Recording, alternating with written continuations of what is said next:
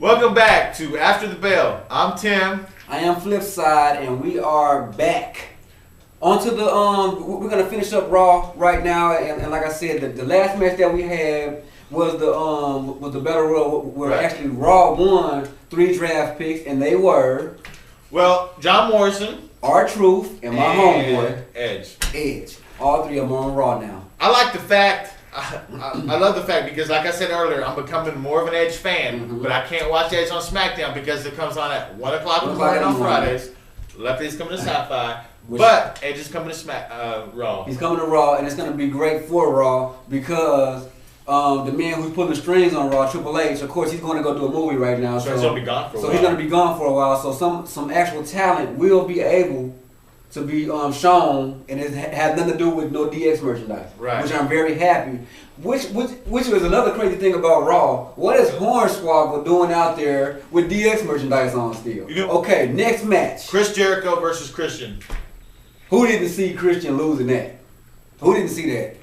I think since Christian has left TNA, Christian has became back to what he used to be before he was in TNA, a jobber. AKA Matt Hardy, same thing. Never born. When these guys go and leave, like when Matt Hardy went to ROH over the whole Edge leader fiasco, he went to ROH, he was over more than ever. Right. Then he was over so much, even on the internet, that the internet begged and WWE begged Matt Hardy to come back. So Matt Hardy comes back, and what does he do as soon as he comes back? Job to every single person. Right. Christian, same thing. He's over in TNA fighting for real titles, not ECW titles that they just throw on anybody. Right. Like a Jack Swagger. Right.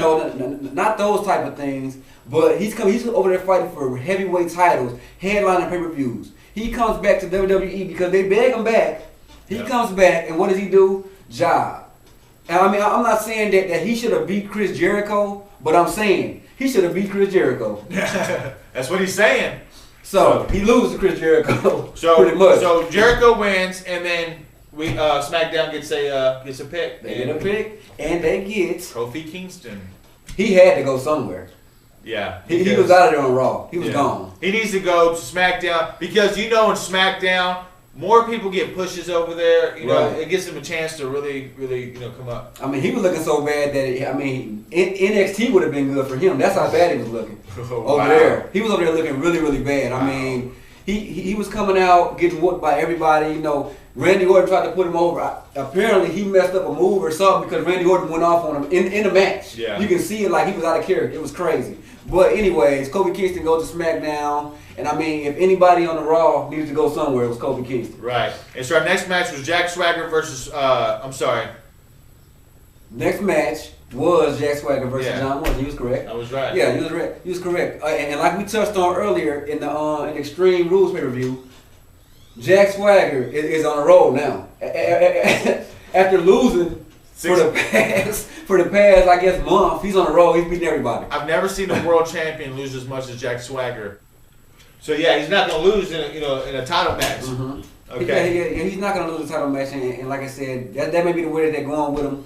Okay, so Jack Swagger wins, and Christian's going to SmackDown. Wow, Christian going to SmackDown. He needed that. He did. So now we have Dolph Ziggler versus Hornswoggle. Now this is what really upset me because when I was watching this, I have a little kid. This fool Ziggler ran in there, pushed Hornswoggle in the back of the head, and his face literally smacked down, dude. That's crazy. That to me was like, dude, he's a little person, man. He don't have much fault. He didn't even have to sell that because that right there. I'm pretty sure he could have had a broken nose from that. I don't know how he didn't get a broken nose from that. Because his face hit it, and they showed it. They replayed it, and they showed it again. And his face hit first. You can't fake something like that. His face literally smashed against the mat. Yeah. But he still wins. As soon as you see Dolph Ziggler walk out, though, you know he's gonna lose. But the fact that Hornswoggle did win by a countdown by throwing stuff at him, I thought it was great because Hornswoggle won a draft pick for Raw. But tell me this though. Tell me this. When have you saw in a wrestling match on WWE or any company that when the guy in the ring interferes with the guy getting in there, they don't start to count over? Right. But you obviously they wanted Dolph Ziggler to lose that.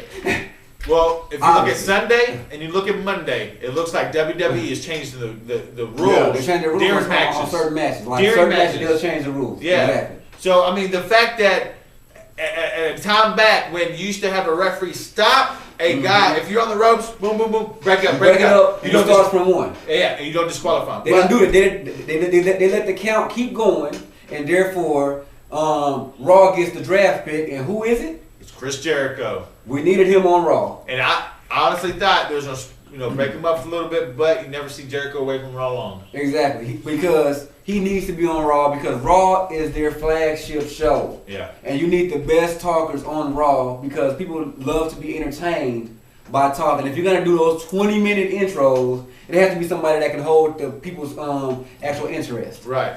And so the last match of the night was supposed to be Randy Orton versus Sheamus for the #1 contender title, but Batista come down with some fury. One of the best I've seen Batista in a long time. I mean, possibly ever. I mean, he looked like a tremendous heel. He looked like a guy like, oh, dude, I need to get out of his way. But so it ended up being a triple threat match.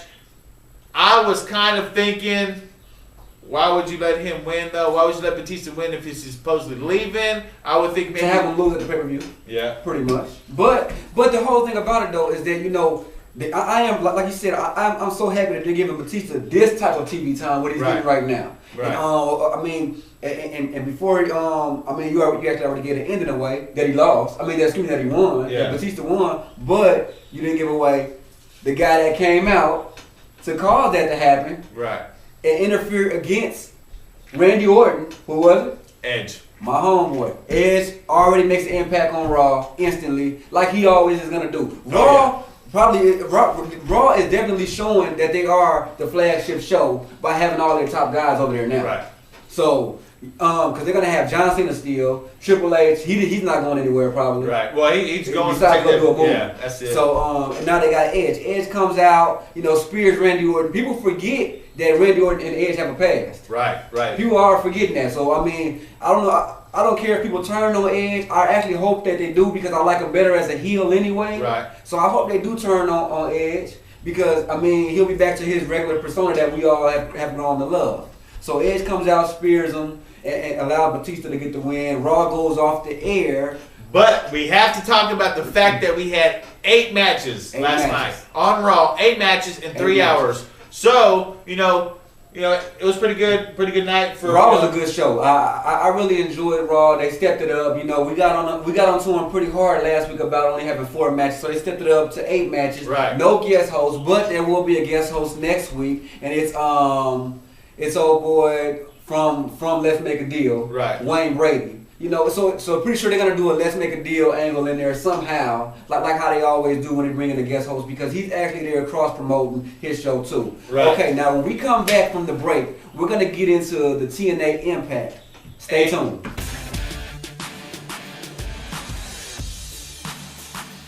And that right there was definitely a bad look for TNA right there. That definitely was not a good look.